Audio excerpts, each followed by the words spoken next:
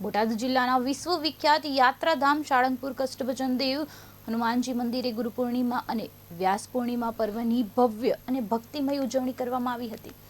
આ અવસરે પરમ પૂજ્ય શાસ્ત્રી સ્વામી હરિપ્રકાશદાસજીની પ્રેરણાથી શ્રી કષ્ટભંજન દેવ હનુમાનજી મહારાજને અંદાજે 8 કિલો શુદ્ધ સોનું, સાચા હીરા અને કિંમતી રત્નોથી નિર્મિત દિવ્ય સુવર્ણ વાઘા ધારણ કરાવવામાં આવ્યા હતા। રિયલ ડાયમંડ, રૂબી, બીકાનેરી મીણા અને એન્ટિક વર્કથી સજ્જ આ અલૌકિક શણગારે ભક્તોને મંત્રમુગ્ધ કરી દીધા હતા।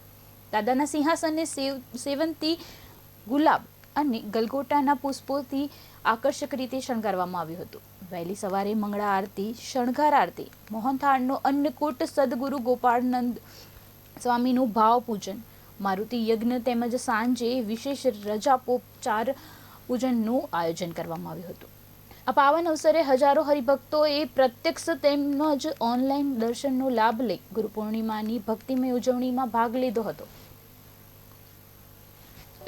સર્વે વાલા ભક્તોને ગુરુ પૂર્ણિમા મહામહોત્સવના વંદન સહિત ખૂબ હેતથી જય શ્રી સ્વામિનારાયણ।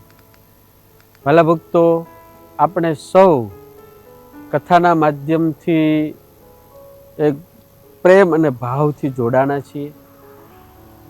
સ્વામિનારાયણ ભગવાન ગુરુદેવ ગોપાળાનંદ સ્વામીને કષ્ટભંજન દાદાના ચરણોમાં આજે હું એવી પ્રાર્થના કરું છું કે આપના જીવનની અંદર કાયમની માટે સુખ, શાંતિ, સમૃદ્ધિ બની રહે।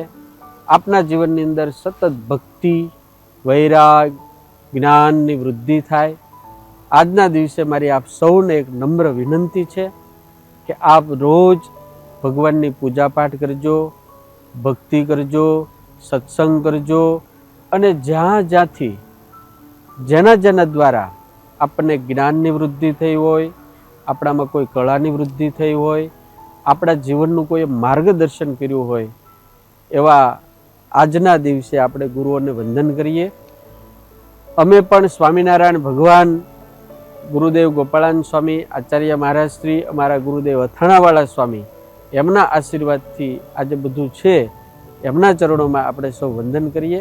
ભગવાન આપ સૌનું સર્વ રીતે પરમ મંગલ વિસ્તારે એવી સાળંગપુરવાસી દાદાના ચરણોમાં અમે પ્રાર્થના કરીએ છીએ। સર્વે વહાલા વહાલા ભક્તોને ગુરુ પૂર્ણિમાની ખૂબ ખૂબ શુભકામનાઓ અને ખૂબ ખૂબ હેતથી જય શ્રી સ્વામી।